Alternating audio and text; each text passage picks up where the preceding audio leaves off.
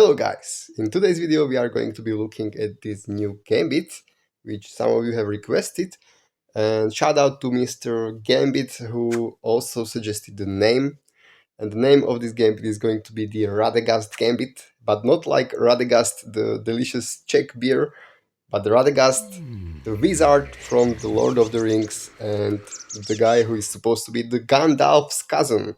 And the reason why we call this the Radagast Gambit is because it is very similar to the Gandalf Gambit. So you go for the Icelandic Gambit, and after they capture your pawn, the known theory revolves around bishop recaptures on e6, but there is the secondary move bishop to c5, which we call the Gandalf Gambit, and the third move, which we are going to be looking at today, is knight to c6, so the Radagast Gambit. So let's just start with comparing these two moves, bishop to c5 and knight to c6. So in general, or in a nutshell, the bishop to c5 is kind of a more aggressive and more direct approach. And this was my favorite, of course, the whole time.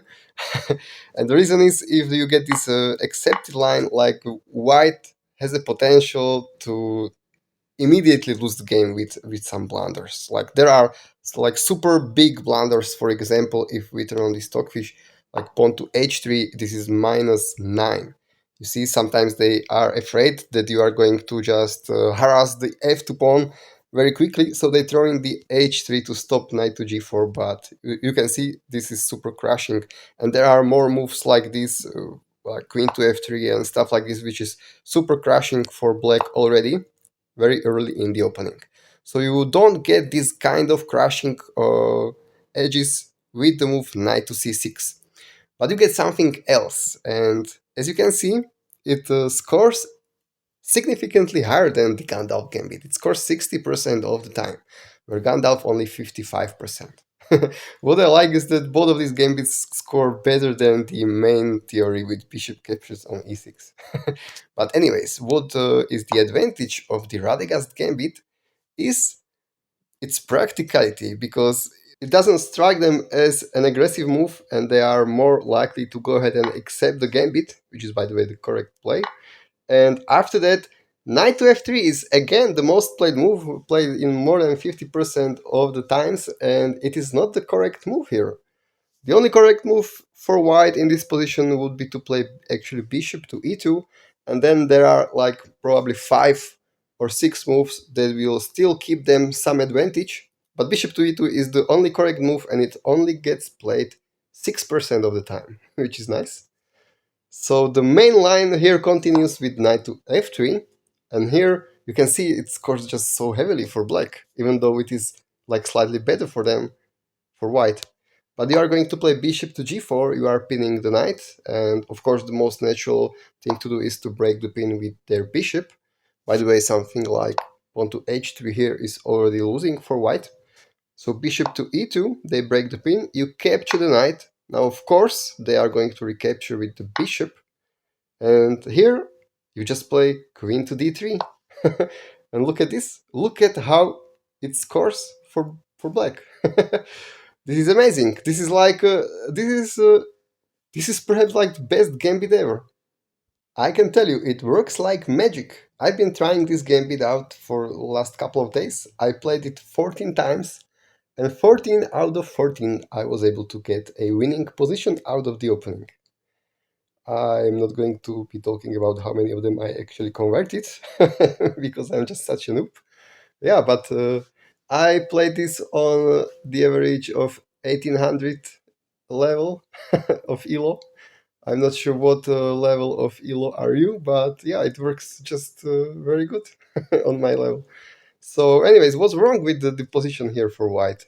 The thing is that most common moves like bishop to e2 or queen to e2 or knight to c3, they all run into problems after rook to e8. So for example, in one of my games, my opponent played bishop to e2. Of course, it's the most natural move. They want to kick away the overextended queen and just get castled happily. Yeah, but our rook is going to cause them just so many problems, because it will pin the bishop and now they cannot get castled. Most guys will try to add another defender with knight to c3, but you just add another attacker with knight to d4, and This is where most guys are going to be realizing they are not able to save the bishop, so at least they will get castled. And here I played rook captures. I believe more correct is knight captures, but I find rook captures a little more tricky. Here they usually are going to recapture, and now you get to capture with the knight, and it is a check, so you force the king to the corner. Now I develop bishop to c5, and my opponent continued with pawn to a3. Such a slow move, trying to prepare pawn to b4 to harass the bishop, but yeah, not going to work well for you guy. Here I continued with knight to g4, targeting the f2 pawn. So they played pawn to b4, but now I captured with a check, forcing them to capture with the rook. I captured with the bishop. Here they played bishop to b2, trying to develop something, but it's too late. I played rook to e8, and they played queen to f1.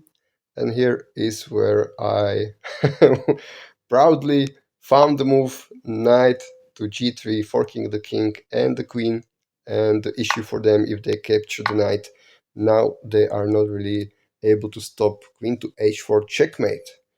Well, they can stop it with, giving up some pieces. So this is just how easily you can win your games with the Radagast Gambit. Because these were like the most played moves here. Uh, Now let me explain the correct moves. And the correct move here is queen to b3. So trying to deal with our annoying queen from the side, well, we are going to still continue with rook to e8 check. The king is actually forced to go to d1, and now we are just going to fork our opponents so hard. We are going to play, well, we are not even going to, like try to protect the queen or stop the queen exchange or anything. We are going to play knight to e4. Now most guys are going to capture the queen, and we fork them once, and then we fork them twice. So yeah, here, I don't know, king to c3 or something, we capture with this knight, and in this position, the stockfish will say that this is equal actually. I thought it is slightly better for white, but it is equal. Wait, was it after king to b3? Yeah, if they play king to b3, now it is still just a draw, the stockfishes. Alright, so with the correct play you get this position, which is actually equal, so an opening success for black. So let's now rewind this all the way back, and let's see the correct variation after they accepted the gambit, and it is bishop to e2 right away. Well, here what I like about this is actually just going to transpose to the main line of the Gandalf gambit, and here they should capture the knight, you recapture with the queen, they should get castled, and you get to play these new lines which I covered in my latest video on the Gandalf gambit, where you can really super crush them again in the most common variation, which looks like this. Alright guys, this is it for today's video on the Radagast Gambit. I will in the future make a longer video covering all the sorts of moves, traps and variations, so please check it out. And yeah, let me know in the comments what you think about this, and which would you prefer, the Gandalf or the Radagast Gambit. Well, have fun and see you later. Bye.